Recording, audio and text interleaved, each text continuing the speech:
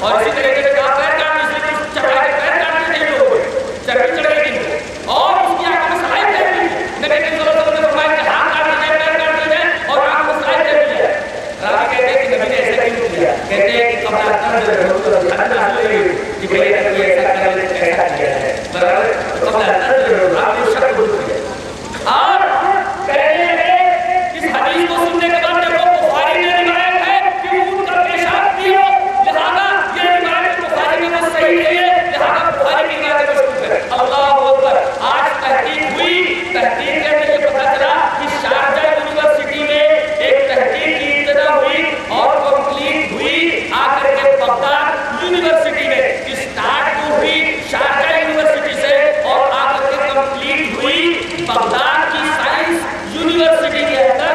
یہ کہ اگر ان دونوں کو combination of camels milk and urine تو اونٹ کے پیشاب اور اونٹ کے دودھ کا کمبینیشن اگر وہ استعمال کرتا ہے تو یہ کینسر کے لیے مفید ہے اور 100% یہ کینسر کے اوپر کامیاب ہوتا ہے. ابھی 4 مہینے پہلے کی بات ہے یہ اور اس سلسلے میں یہ خبر آ چکی ہے باقاعدہ یہ انگلش کے اندر باقاعدہ لکھا ہوا ہے اس کے اندر لکھا ہوا ہے camel milk urine to treat cancer. یعنی camel کا دودھ اونٹ کا دودھ اور اس کا یورین پیشاب to treat cancer کینسر کے علاج کے لیے. اور کہتے ہیں کہ یہ تجربہ مائس کے اوپر چوہوں کے اوپر کیا گیا اور became 100% successful. بالکل 100% کامیاب ہوتا ہے. اللہ اکبر. اونٹ کا دودھ اور پیشاب اس کے کمبینیشن کے اوپر ریسرچ ہوا اور آج کینسر کا علاج تقریباً نکل چکا ہے. میڈیکل سائنس اس بارے میں یقین تھی. میں کہہ سکتا ہوں کہ جناب محمد رسول اللہ صلی اللہ علیہ وسلم کا احسان دینی معاملے میں جس طرح پوری امت کے اوپر ہے اسی طریقے سے پوری دنیا انسانیت کے اوپر نبی کریم صلی اللہ علیہ وسلم کا بڑا احسان ہے کہ اب تحقیق آ چکی ہے اور تقریباً کینسر کا علاج دریافت کیا جا چکا ہے.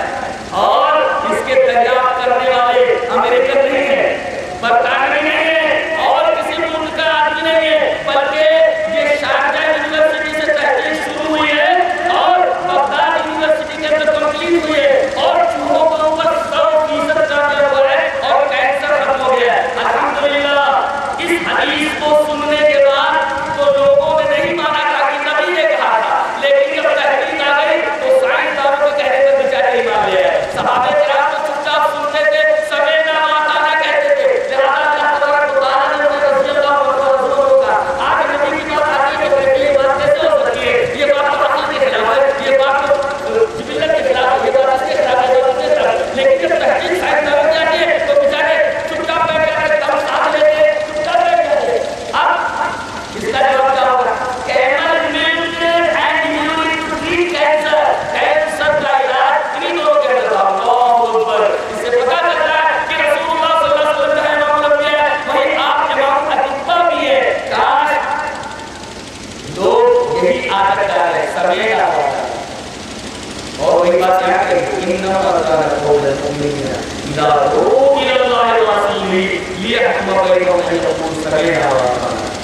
کاش لوگ سمیعنا کے بعد ہٹانا کہتے بیچ میں کیڑے نہیں ڈالتے اور ترقی میں یہ لوگ کامیاب ہے تو سمیعنا کے بعد ہٹانا کہتے کیڑے نہیں ڈالتے. سمیعنا کے بعد سمیعنا کہنا یہ تو لوگ حکم کر رہے ہیں. اللہ تبارک و تعالیٰ نے اس بات کی توفیق دے کہ ہمیں سمیعنا کے بعد ہٹانا ضرور سنیں ہم اور بات کریں روحیوں کے لیے نام میں اور نہیں کریں. اللہ تبارک و تعالیٰ نے یہ بہت بہت فرمائے. اللہ بتاوانا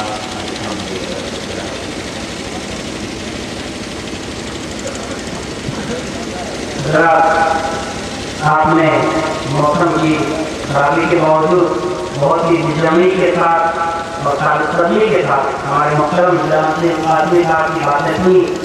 بہت ہی اہم باتیں تھی. دونوں کی تقریریں آپ کے لیے بہت اہم ہیں.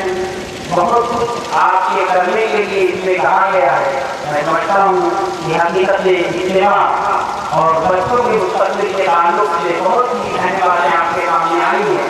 انشاءاللہ آپ کو اس سے فائدہ ہوگا.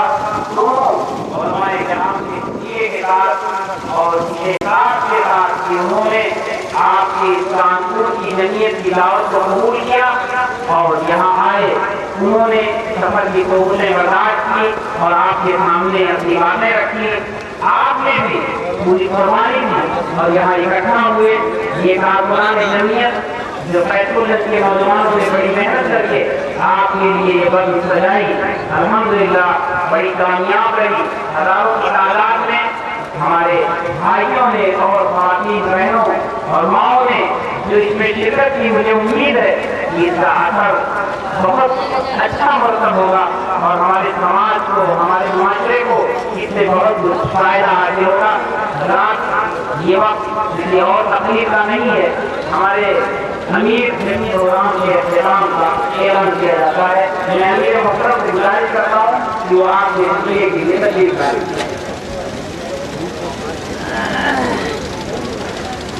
हम तमामी हज़रात का बहुत शुक्रिया अदा करते हैं कि जिन्होंने इस वक्त को सजाने में तन मन धन से अपने वक्त की कुर्बानी की, अपने पैसों की और हर वक्त हम वक्त का इस प्रोग्राम को कामयाब बनाने के लिए जद्दोजहद मसरूफ है।